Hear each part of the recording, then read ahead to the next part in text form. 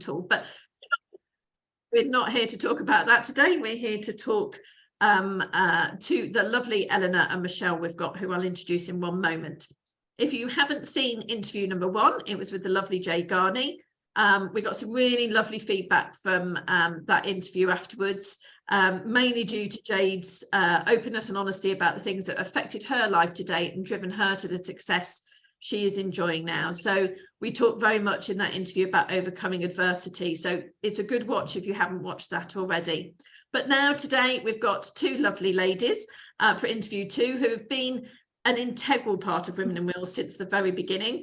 And today we're going to explore their careers, and also we're going to have a focus on resilience. So we work in an industry that deals with very sensitive subjects, very painful subjects at times, or with people going through difficult times. So we're going to explore with Michelle and Eleanor how they cope and how they help their teams cope. So a bit of introduction. So firstly, we have Eleanor. So Eleanor is a partner and head of Trust and Estate Administration Department in Hugh James. Her team act for private individuals, financial institutions and trust corporations. And Eleanor joined Hugh James, which is a top 100 law firm, in 2004 as a trainee solicitor and became partner in 2014. Eleanor's an active member of the STEP and the committee for the STEP Welsh branch and organises training events for them as well. Published lots of articles, been quoted in national press, and has spoken on national radio and podcasts. A leading individual in Chambers HNW and Legal 500 directories, where she's praised for her excellent technical knowledge and strong leadership. Eleanor, outside of work, is also mum to 2 children, and they're 6 and 8. Is that right, Eleanor, if I remember that correctly? Good. So that's Eleanor, and then we move on to Michelle. So Michelle, how am I going to follow that, Pip? Oh, I don't know. I've got enough about you. So Michelle is an associate director at Simpson Solicitors in Bristol. So Simpson Solicitors is part of the Right Legal Group, being a disruptive market leading firm specialising in wills, LPAs and probate. So Michelle's a Bristol girl, born and bred, and stayed in Bristol to go to university as well. So starting her career in a well-known firm in Bristol, worked her way up to become part of the public liability team, dealing with local authority claims and the more unusual industries and fatalities caused by objects, chemicals and animals. I need to get you drunk one night and hear about those, I think, Michelle. While she was there, she met her husband John, and together they embarked on a journey together with Right Legal Group to service the Southwest with a very modern and inclusive focused wheel service under the Simpsons brand. So Michelle has opened 5 shopfront branches across the Bristol area in the heart of local communities, really aimed at making their legal services accessible to all. She's an avid fan of charity and community, and also of giving back by supporting people into a career in law who might otherwise have not thought it was for them. Like many women in law, Michelle's professional journey has seen many no's and unsupportive peers, managers and even teachers before she found herself welcomed by the Right Legal Group. But Michelle has used this negative energy to spur her on, used as a force for good there. And in her home life, and hats off to you here, Michelle is a mum of 5 kids, and add on to that a whole menagerie of animals, too numerous to mention. But even on top of that, if she isn't manic enough, she has almost completed her boat skipper training. So fun fact there. But that, I believe, helps you deal with the stresses of work life. So welcome to you both. It's absolutely lovely to talk to you both here today. So let's get into some questions. So the first thing, really, if I can go to you first, Eleanor, explain what you do. Explain your day-to-day life. What's your day-to-day work life look like? So I'm head of department, and it's a big department now. It's grown over the time that I've been in Hugh James, and at the moment we have 41 people in the department. So I'm looking after 17 solicitors, 17 paralegals and 7 support and operations staff, and we all deal with probate, estate administration and trusts, which is coming in from various different sources, as you mentioned. So we've got lots of private clients, but we also have lots of referrer clients, and those include financial institutions, a network of funeral directors, a genealogist firm, and will writing company. So my day-to-day is it's overseeing all that. I don't have a caseload myself anymore, but I do get involved in technical support for my team when needed. So I spend quite a lot of time dealing with questions from people, meeting with members of my team, helping them to troubleshoot and to move matters forward. But I'm also looking at the team from a management perspective. So I have a management group within the team, and we meet regularly to look at the pipeline of work within the team, how we're performing against our service level agreements that we've got agreed with referrers, and dealing with any issues we've got, like recruitment needs or any problems that have arisen, risk issues and so on, how to mitigate those. And I also spend a lot of time working with the referrer clients, so managing those relationships, speaking to those people on the phone and attending meetings with them. So it's a very varied role. Not a lot going on then. Not a lot going on, no.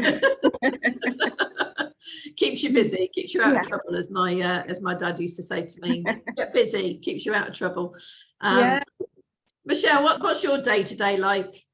Well, it's not very typical of my career at the moment because it is a bit flat out, but a nice day is only probably 3 or 4 clients. There's a lot of crossover with Eleanor in terms of the recruitment. All of that kind of sits in my remit as well, and helping with the support staff, the admin, the front of house. We have a team of will drafters, and then we have a team of legal advisors as well. So although we have managers in place of all of those, I suppose I have the same responsibility that Eleanor does in overseeing them all. And actually on teams we're quite a similar number with the amount of staff that Eleanor is responsible for, and us across our 5 offices. I haven't yet managed to do what Eleanor has, and that's come away from fee earning. I keep trying and I keep being pulled back in, partly because of staff shortages, but also just on how busy we are. We've just had our record-breaking month since we opened 8 years ago, and we smashed our previous record by probably about 40%, rough and ready on the figures. Wow. So it is a bit mental at the moment, but my typical day is probably seeing about 5, 6, sometimes 7 clients. I know we're going to come to balance. Very aware of that, but it's busy at the moment. But it is doing the day-to-day client-facing stuff, which I do like. Yeah, keeps it real, doesn't it? Yeah, keeps it real. So, I mean, either of you, what made you think that private client was what you wanted to go into it? Was it a conscious decision? Was it a change in direction as you went through your career?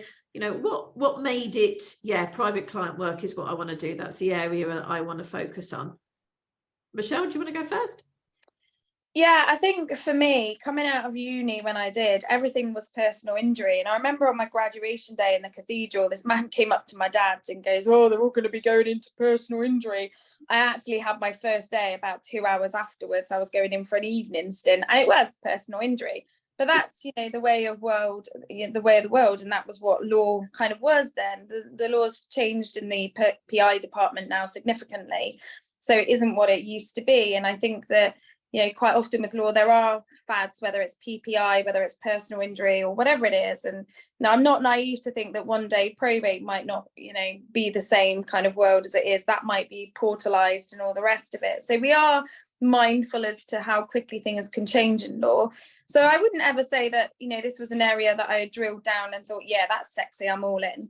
But that is, I think, part of a bigger problem that I'm sure we'll touch on today, in that unless you work in this area of law, I always say this, but my dentist just said it was really boring. And he said, your job must be so boring. He was so far off the mark. To me, teeth are boring.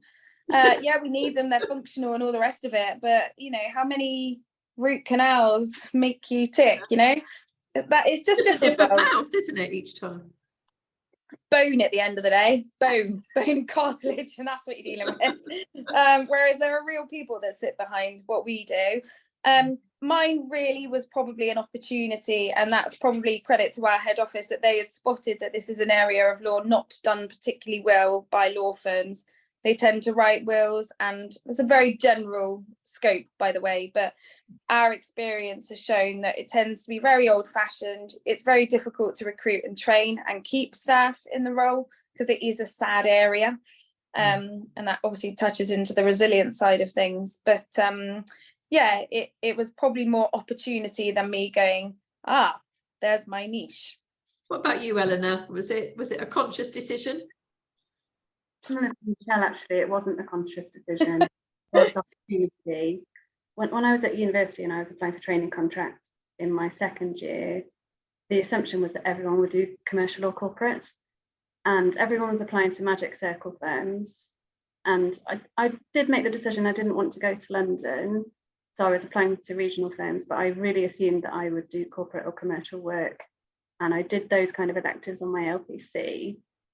And when I started my training contract, I did a bit of a stint in PI as well, which made me realise I am not a litigator. I don't like conflict, so I was not cut out for that at all. And I did some property work, but then I did a seat in private client, and a newly qualified role came up in private client, and I thought, well, I quite like this actually, so I'm going to go with it. Like you both said, it is about real people, and you have contact with those real people, and sometimes you can make a difference to them and you can help them. And also it is an interesting area of law, no matter what the dentist says. I really like, reading wills and trust documents and interpreting them, and I like the drafting, and it's so varied. You can come across so many different situations that might arise in probate, estates and wills. So yeah, it worked out well for us anyway. Yeah, absolutely. And I remember in the first Women in Wills event that we went to, the first time I ever met you, Michelle, I think it was, we were on the same table, weren't we? And we were talking about what drove people to go into private client, and one of the ladies there said, well, it's like a university exam each day. You've got to take each case, work out what's the best scenario. So it's like a nice little case study every day, time and time again in a day. In order to do that. So I mean, I have to say, yes, I'm in tech, I'm not dealing with clients and all that, but even thinking of tech, it's we're dealing with wills, we're dealing with death every day. How interesting is that going to be? But actually I just find it absolutely fascinating, and I don't have any legal training, but I just find the whole thing really fascinating. So how did you, Eleanor, really propel your career forward? How did you go from where you started out there to where you are now, looking after tens of people and managers within your team and all that kind of stuff? How did you find you propelled your job forward? When I started doing the job, I was a general private client lawyer, and I had a mixed caseload, and I was seeing lots of clients, going out to see old ladies to make their wills and going to hospitals and powers of attorney, and it was a real mix. But over time my role did start to change, and I became involved in lots of business development work. So we'd already at that point started dealing with volume will writing for some financial institutions, and the opportunity came up to tender for probate work from one of the financial institutions we work with, and I was quite happy to get involved in that. So I was involved in the presentations and writing the tender documents and pitching for that work. And then all of a sudden we had quite a volume of work, and so my role very quickly changed to being a manager of people dealing with probate rather than dealing with it myself. And over time we've gained more and more work in that space, so that's how the team has grown. And then within Hugh James we've got a really clear advancement process, and because it's a larger firm, it's quite clear how people can advance their careers, and there are criteria that need to be met for each level within the structure. And if you meet the criteria, you can apply, you do a paper to apply, and then you have an interview, and if you're successful, then you're advanced. And so that's how I've done it, really. I've just worked my way up through the ranks within the firm. Just worked hard, proved yourself, and it's been recognised, which is great. What about yourself, Michelle?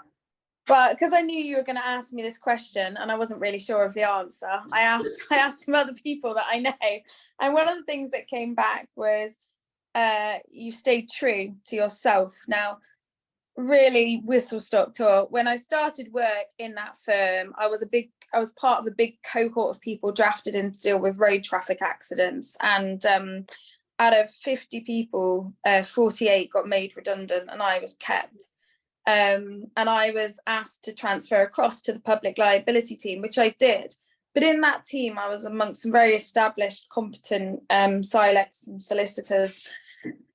But I remember I had quite a lot of passion, quite a lot of energy, quite a lot of enthusiasm. And they used to take the piss out of that quite royally, to be honest. Sorry for swearing. But they did. And, you know, because of that, they used to mock me quite a bit. And some of them I kind of really valued their support. And some of them I kind of felt would hang you out to dry, or, you know, set you up to do the difficult calls or the difficult things or the hard deadline. Never really felt there was decent mentorship in that team. There was one person who did, but then she left, and still speak to her, still have contact with her, but they just used to knock my enthusiasm. And on my very first case that I settled, I did sue the MOD, and I won, and they're notoriously difficult to sue. But I found a niche. I was really good at getting U-turns on liability. So, you know, when they deny liability for an accident or an incident, my niche there was I was good at getting the U-turns. And I got sent this bunch of flowers, and they were like, oh, that will never happen again. No one's ever grateful for what you do. And they tried to kind of curb my passion a bit, but I never did. And I always worked hard, and I always worked and gave that bit extra. And I guess it was just noticed. And that's something that has stayed with me. So grit, determination, but staying true to myself. If you ask clients, I think they would tell you it's because they genuinely care. Yeah. I think that is a really important point, that in anybody's career, you've got to stay true to yourself. You can't try and be something that you're not, because, you know, we'll come to resilience in a minute, but if you're not true to yourself, that is just going to knock your confidence. It's just going to knock who you are as an individual, isn't it? Yeah. And I think just with the client side of things, the only reason that we've been able to grow is word of mouth, and people saying we've had a good service and coming back to us and getting recommended so many times on Facebook without me even being on there. And, you know, it's often like 7 hours later that I see a post and there's 15 clients have recommended me, which is really nice. And that I don't take that for granted. Yeah, absolutely. So is there anything that you say, I mean, obviously that experience has had a big influence on you, Michelle. What about you, Eleanor? Is there any kind of like big influence in the career that you've had, whether you've had a particular mentor or influencer, a particular client or a particular situation that's actually helped you, you know, take your career forward, or make you think differently about the way that you do anything? Yeah, I've had a mentor sort of since I was 1 or 2 years qualified. I mean, I had great supervisors prior to that as well. But my first department was Alan Jones, who's now the managing partner of Hugh James. And he's always been a fantastic mentor to me, because he's always had time for me, but he's also just kind of let me get on with things and to do my own thing. And he's trusted me to do that. Yeah. But also he's always been there if I did need to speak to him. And I still meet with him regularly now, just to catch up and just to talk things through and, you know, bounce ideas off him. And yeah, he's been a great influence in my career. But I'd also say when I first qualified and for the last seat of my training contract, I worked in Hugh James's Merthyr Tydfil and Blackwood offices, because at the time we had a network of branch offices in the South Wales valleys, which we don't have anymore. And there were 2 very experienced paralegals working in those offices, Tracy Phillips and Christine Barlow, and they'd joined the firm as office juniors and worked their way up because they were bright and great with clients, and they knew what they were doing. And they just had so much time for me and helped me out with so many things, you know, whether that be, oh, you know, how do I get to this hospital in Bargoed? And they'd sit down and they'd give me directions on how to get there. And they so good with clients, they were very organised, and they just taught me so much about how to conduct yourself in an office environment, because they were always respectful, very dignified, never got involved in office politics or anything like that. So I think I learned so much from them about just how to be around people in an office. Yeah, absolutely. Anything you want to add to that, Michelle? Biggest influence, or indeed biggest challenges you feel you've had to overcome in your career? Yeah, I mean, biggest challenges definitely just again, staying true to yourself and actually trying to encourage people that life isn't all doom and gloom, and you don't need to clock watch. And if you are clock watching, you shouldn't really be in that job. You've got to, like, life is too short, right? We all know that in this industry. You should be doing something that, you know, you don't go, oh, it's Monday. No, you shouldn't really be doing that. You care about. Yeah, you should. And you know, we're probably all in quite a privileged position doing what we do, because we're invited into people at the darkest moments of their lives. Yeah. And that is an honor, you know, for some people to even cross the threshold. It's a challenge, it's difficult. And yet we all wear that badge of honor, whether it's the probate side of things, which I know Eleanor focuses more on, or whether it's the pre-death. It's a privilege. And you know, we are professional services, and not everyone is entrusted to do these things. There is regulation and red tape. You know, all of us, will writers and solicitors, have regulations that we have to follow and codes that we have to follow and looking after people. I have had good people around me in my career. I have seen people that have seen a spark in me and admired and championed me, if you like, because, you know, I am Marmite. But then I've also had those people who are like, no, you'll learn. You're definitely not Marmite, Michelle, because I can't stand Marmite. Oh, I love Marmite, but I don't mind being Marmite, because, like, you know, not everyone's my cup of tea. But that's okay. But what I don't do is dwell on the people that aren't for me, or I'm not for them. Absolutely. I focus on the people who do want my time, do want my help, who recognise the value in advice and what we do. I suppose I've always tried to I have been managed well, and I have been managed badly.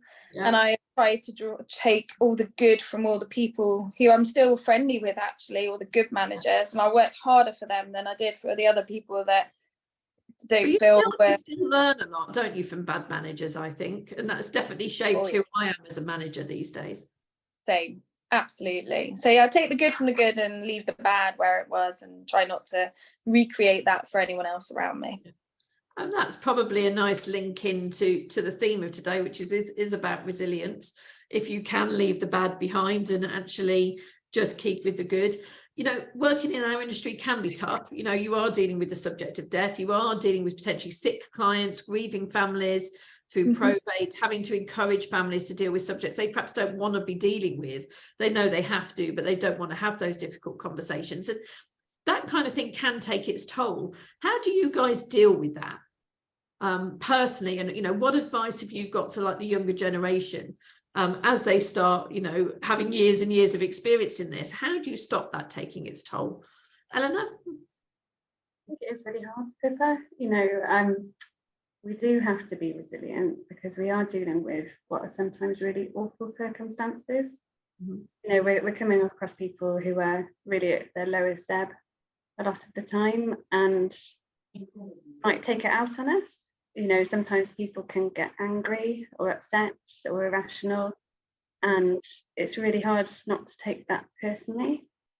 So, you know, it's sometimes we're not resilient, and actually we do take it personally, and we can take those things home and get upset about it. And I think that is okay as well. You know, you don't have to be completely made of stone all the time.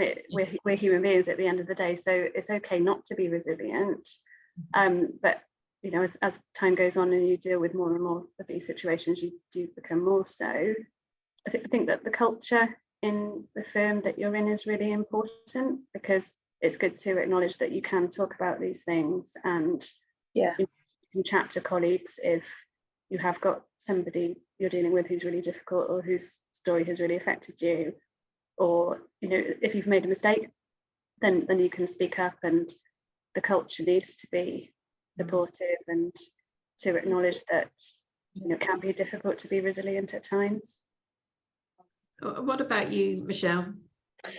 Yeah, I agree with what Eleanor said. You know, there's a lot of emotions, there's a lot of things going on behind Mr. Smith, who walks into the office, and you don't know what his journey has been up until this point that he has come in. And you know, it may be frustration, it may be financial difficulties, it might be anger. And I had a lady in yesterday who, you know, I'm always conflicted with the NHS. I think they work incredibly hard, but yes, of course they do miss things. And she was so cross at a situation, and she cried, and she was really angry. And you know, I try not to get into politics and stuff with clients because that's never a good subject. But it's just listening, and you know, to her, I listened and I understood, and didn't necessarily agree with some of the stuff she said, of course. And I live with a nurse who's trained as a nurse. You know, so I see both sides of the story, but obviously you know, she at that moment has had this experience, and it's been awful. So you know, and what Eleanor said, we don't have to be made of stone all the time. That's massive in this area. If we were made of stone, we probably shouldn't be practicing in this area, because actually that's awful. And although people still expect that wall of professionalism, the reason that we do so well is because people say, you're just human. You know, they're almost shocked that I'm functioning as a normal human. That's what they say. You're normal. But it's having that outlet, you know, the fact that they feel comfortable to you, that they can get angry. And, you know, anger is a reaction to a painful emotion, isn't it? It's a frustration, it's a pain that they've got inside. And you being able to provide that safe space for them to feel that they can do that is really, really important. And so how do you guys help your teams deal with that and learn to do that? So if you've got somebody who, you know, isn't as experienced as you guys, and hasn't kind of built up that emotional kind of defenses, where they go, well, you know what, I let that person rant and rave at me. I let them, it's a very sad situation, but you know what, today I helped them. You know, so you have to take the good away from that conversation. The fact that she could talk to you yesterday, Michelle, and feel that somebody has listened to her pain. How do you help the younger generation and people that work for you deal with that? Well, I think for us, you know, we have shop fronts, and so clients do come in and they're angry, or they come in, they've literally just been diagnosed with something, and they come in and as I say, there's whole manner of things. It's come in, take a seat, have a coffee, do you need a minute? And you know, if I'm not in a meeting and I can catch it, then I can help them. But the front of house team are fully equipped to kind of deal, when they understand what people are going through, when they realize that they're needing this kind of help. But we always, no matter how busy we are, we always find time to debrief with lawyers, the front of house, not so much the drafting, because they're not so much client facing. Although when they're reading the stories, we're aware that on the whole, they tend to be much younger, but they all recognise the value in what we do. You know, they've all been out into hospitals and signed those wills, and they volunteered. No one shies away from that, because they understand the significance of what we do and what sits behind it. So having that debriefing is essential. And, you know, we all have those chocolate box clients that go through, but then of course there's a handful. My biggest and best advice to anyone is, if you get something like that, reach out and help, ask for help immediately. Don't not reply to an email or anything like that, because the longer you sit on it, the worse it gets, the harder it gets. Go and get advice from someone else in your team, someone senior, talk to a colleague, get a second opinion. You know, and even if you spend a day to go back to the email or phone call, you've got a situation, flag it as soon as you can and deal with it, because burying it would never ever work. And I think, coming back to what you were both saying before, there's nothing wrong in being upset by a situation and being frustrated, and having the space to do that within your organisations is important. Have you got anything else to add to that, Eleanor? I think Michelle's right, that you need that sort of support structure in place. So if you have got a more junior member of staff, they need to know that they've got a supervisor that they could speak to straight away if they did have a problem or a concern, and that they would get the support from that person or one of their peers. You know, nobody should have to suffer in silence. I suppose that's where people in much smaller firms who might be on their own may struggle, and that's where a group like Women in Wills is so invaluable, because we've got that network where you can talk to people and discuss difficult situations, and there are other forums like Solicitors for the Elderly where you can raise queries too. That support, supervision, training is really helpful as well. So customer service training in bereavement, cruise charities provide really good training on that. So if that's accessible, then that's definitely something that can help. Yeah, absolutely. And I think that's really important to note that Women in Wills has a real important part to play in that. That's what the network's there for, supporting anybody at whatever stage in their career. And it's why we're doing this kind of thing, to help people who are just starting out.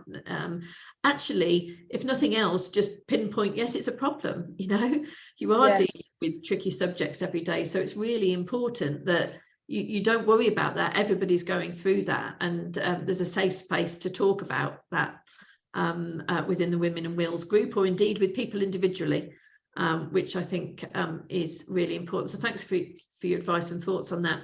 Now, you're both parents. I think between us, we've got what, 5, 6, 7, 8, 9 children there.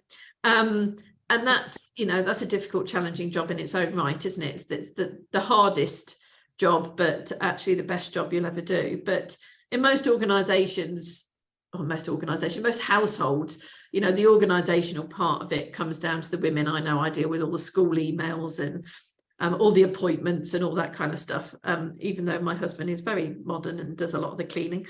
So what does your work-life balance look like, you know, dealing with 5 kids or 2 kids, you know, what does that look like? You're laughing there, Michelle, which I can, you know, surprise you not, like, your hair's out here and whatnot. But, you know, work-life balance is really important as part of the resilience there. So let's go to you first, Michelle. You know, what does your work-life balance like? How do you de-stress, unwind, give yourself that breathing space away from work to be able to kind of rebuild yourself back up?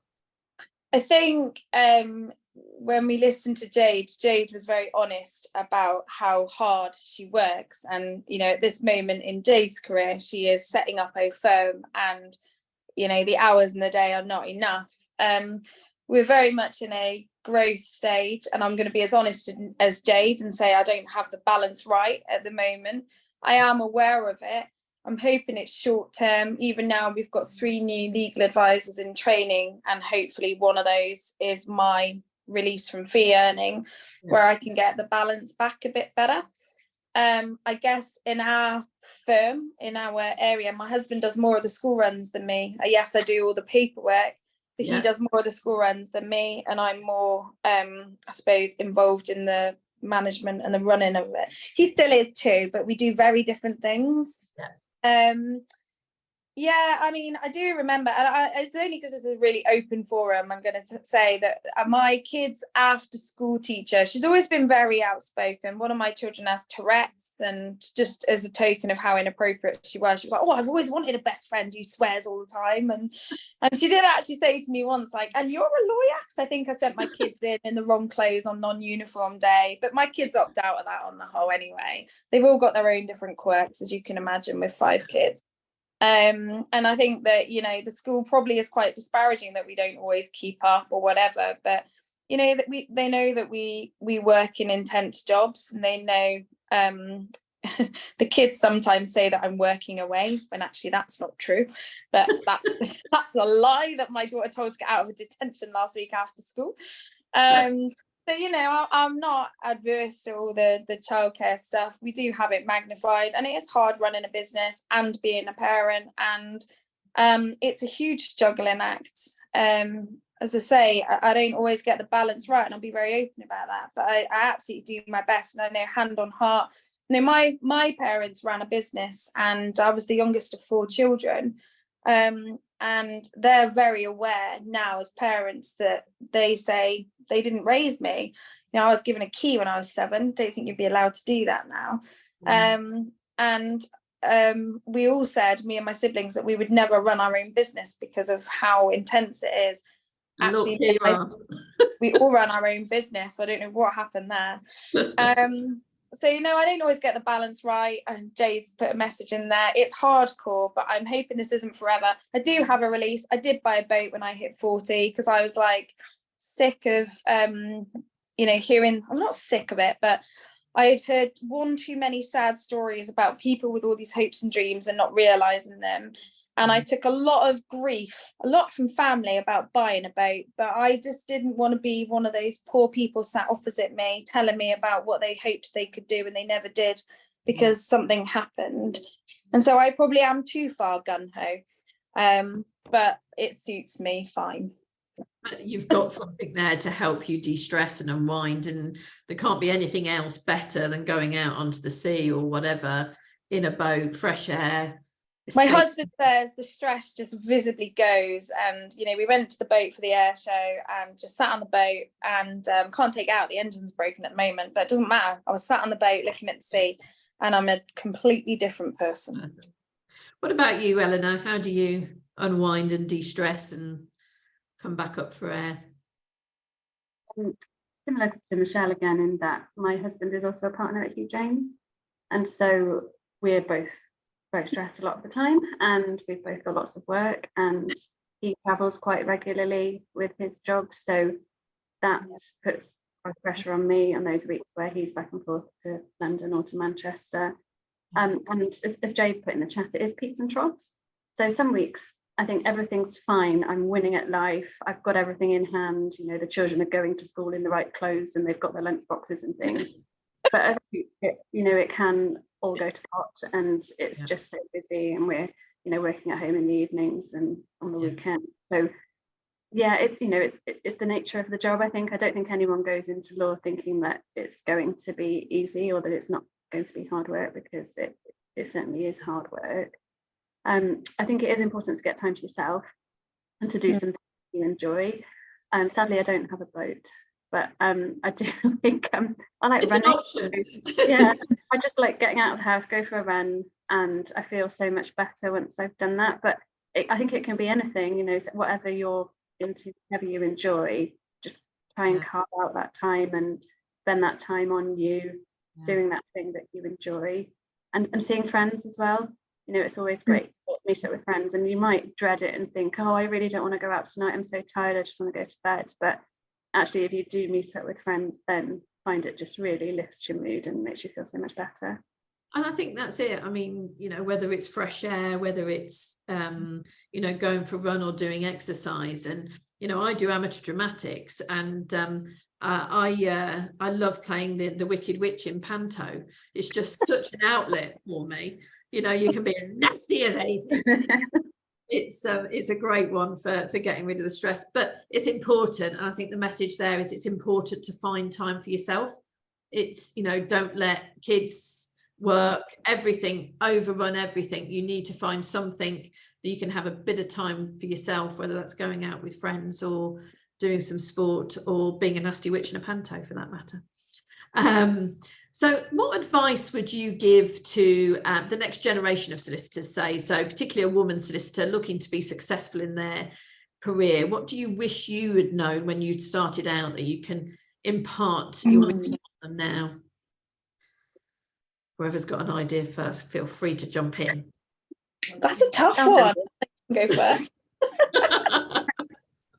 I think what I didn't realise when I first came into the career was that it is important to be good at the law and to have lots of technical knowledge and to be clever and all that, but I think it's actually more important to be organised and to be good with people. You know, I think that you have to have really good time management skills, because we're all juggling so many different things, you know, as we both described at the start of the call. And you've got to be able to organise your time well to get everything done. You know, it's important to have the knowledge too, but I think that almost comes second to the skills that you need, and being able to deal with people and customers obviously is crucial, because they can be tricky and you do have to have particular skills to be able to help them. Completely agree with that, because you know, I've worked in customer success and customer service as well for many years, and you know, people can be very technically very good at their job, whether it's law, whether it's tech, whether it's whatever, but it is a specific skill to be able to deal with a client, to be able to bring them down if they are in that frustrated or that upset or that anger state. So I think that's really good advice, you know, focus on those soft skills as well as the technical skills, as it were. So I think that's really good advice. Anything to add to that, Michelle? Yeah, I agree with that. It's not just about the academic. Of course, there's an academic side to what we do. It's law at the end of the day. And, you know, the thing with law and lawyers is you're not expected to know necessarily exactly what something is, but you need to know and go away and read about it and then report back to your client. So clients don't necessarily expect the answers there and then, but they do expect you to go off and research or read or check on something, because that's our job. And so there is an element of self-learning, and, you know, I do find that sometimes when I'm training somebody new, that they're not really going home and reading or doing any of the learning. They're kind of, can I say this, expecting to be spoon-fed a little bit. And I was never spoon-fed. And actually, you know, you really should be taking ownership of your own learning and your own journey and your own ability. career. Yeah, and nothing will ever be spoon-fed to you, but you've got to take that on board, and you've got to kind of embrace it, or don't do this area, because this isn't an area of law that stands still. You know, there is a lot of learning, there is a lot of new cases going through that you need to be abreast of. You should be reading. You know, I was forever circulating articles and stuff to my team just in case they haven't seen it, but my hope is that they're all signed up and they, you know, they see the stuff for themselves. And I think that, you know, I am chaos. Everyone in the firm, whenever I go to an office, they call me a whirlwind, but I'm organised chaos. I know exactly what is where. Absolutely. You ask me anything about my bank of 200 clients, and without picking up a file, I'll tell you. Yeah, I'll tell you. And I am organised chaos. No matter what the outside sees, I know what is going on. I know my stuff inside out. Yes, absolutely. That sounds really good. And I think it's an interesting, you talk about people taking ownership of their own learning. And I think that's a really important point. You know, having been a manager for many years, the amount of times that people have come into reviews and said, what's my next job? You know, you tell me, there's an expectation that you as their manager will tell them what their next job is. And you know, I'm not there. I'm there to facilitate and empower and trust. But actually, people need to manage their own careers in that. And I think something you said earlier, both again, that we can touch on here from an advice perspective, is be true to yourself. You know, don't second guess yourself. If you've got that gut feeling you're not in the right job and it's not right for you, then do something about it. I think being true to yourself is right, and don't let anybody tell you which direction you need to go in if that's not a direction you want to go in. I think if you're not in a position or in a role where you can't be true to yourself, I think that's really hard, like acting to be something different all day, every day. And if you're not able to be that, then it probably is time to look elsewhere or at something different, because, you know, in this day and age, there's so much opportunity, and, you know, there's a world out there that nobody should have to kind of live in that bubble every day of not being able to be themselves. I don't think. Or not believing in what they do. I think that's really important. For me, I have to believe in what I'm doing to be able to get that motivation, that energy, that drive that you know, will drive your career forward. You've got to believe in what you do. So I think that's really important. Are there any specific qualifications or courses that you'd recommend? Any groups, associations, newsletters, websites? You talk about keeping up to date with all of this. What would you recommend people sign up to or take advantage of that they don't currently? This podcast, Arkin's interview series, today's media, obviously the updates, the articles. That's the thing with Women in Wills, is you get all this, like, I find myself privileged to be amongst these guys, you know, because one of my favorite mottos is inspire and be inspired. And I do draw inspiration from people all around me. And, you know, no one really knows what it's like in our industry unless you're in our industry. People can second guess and think they know. They've got no idea. So, you know, as much exposure and experience as you can. Like I say all your names to anyone joining my team. Oh, follow Jade, follow Eleanor, you know, look at this and look at the girls on Arkin or Barkin and all their dogs. I tell everyone that, because people should be, as I say, taking ownership of their own journey and being aware of what goes on, not just behind their walls or their firm, but a bit further. It enriches you, and on all sorts of personal, social and professional levels. Yeah, absolutely. Eleanor? I'd recommend that everybody looks at the STEP qualification. There are specific qualifications you can do depending on what your expertise is. and actually it's become more flexible to do the full step diploma now, and you can pick and choose different modules depending on whether your focus is on wills or trusts or probate. But I found that so useful. It gave me so much more confidence after I'd completed the step diploma, because I just learned so much about the different areas that we practice in. So strongly recommend STEP, and signing up to the STEP weekly emails as well, which includes updates on case law or changes to legislation.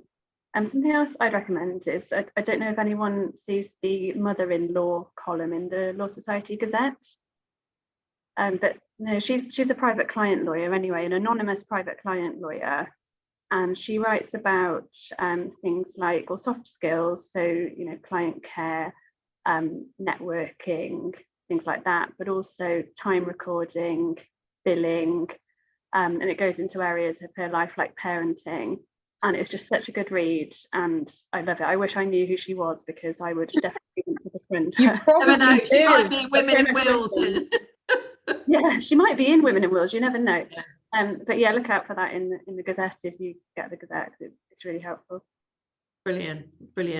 If anybody wants to put any questions in the chat, by the way, feel free to do that. And because we're just finishing up now, so if there's any questions. Right, we've got one here. What would your advice be for dealing with supervisors that constantly test your resilience as a trainee solicitor trying to grow? Really interesting question there. Gosh, well, for me, I think we probably should both answer this. For me, is it coming from a healthy place or not? And deep down, you probably know if you're being targeted, or if it is genuinely wanting you to grow. And I think you need to step back and look at that. You've got to kind of understand if it is coming from a good place, because you know, resilience isn't something you're born with. It's something you learn and you grow. You have a toolbox, and as you go through your journey in law, you pick up tools along the way, you know, and you can't afford to go and buy them all at once, but sometimes you come across one and be like, that's really useful. So I think thinking about that toolbox and what's in there, but you've got to look at whether this is coming from a good place and trying to help you on your journey, or whether it's something a bit more that's making you unhappy. Eleanor? The answer is different. I think if it is something that's making you unhappy and you think that the way that they're behaving is not acceptable, is there somebody else in your firm you can speak to about it? You know, have you got a training principal that you could go to in confidence and discuss how you're being supervised with them? Or is there a head of department who sits above the person who's supervising you, and you could talk to them? Because if the behaviour isn't acceptable, then you shouldn't have to put up with it, and you should be able to speak to somebody else about it. Now, I'd hope that this person will only be a supervisor for a 6-month seat, and that you'll get to move on to another seat and have a better supervisor in the next one. But yeah, I hope that's something that can be resolved.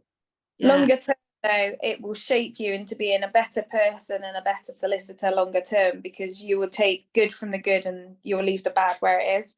So although it might be hard to see the future at the moment, just know that it will shape you become a better person, because at some point you'll probably be mentoring someone going through the same process with a supervisor, and you'll be able to say, I've been there and I've done that, and actually it's okay, because you will come out of it at the end, whether it's through a new job, under a new person or whoever. But yeah, it will come to an end.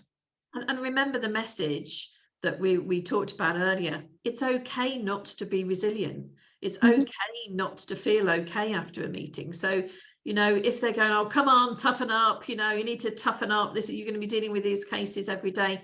Actually, just smile and say, okay, and go away and go and sit in the toilet and have a cry, you know, whatever it happens to be. But it's important, you know, you don't have to be okay. And if you're not okay, that's okay too. And I think that's really, really important, that, you know, it is okay to not be okay at times. All of us have got stuff going on outside of work as well as in work.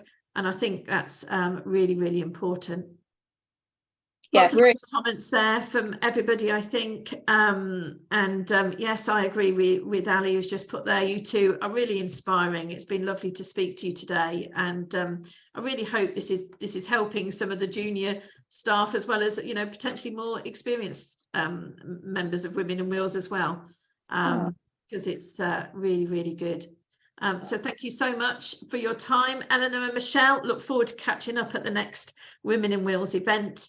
And yeah, thank you all for coming. It's been a really good one. Thank you. Thanks for having us. Thank Thank you. you guys, really enjoyed it. Good. Thanks very much. Take care. Bye. Bye, everybody. Bye. Bye.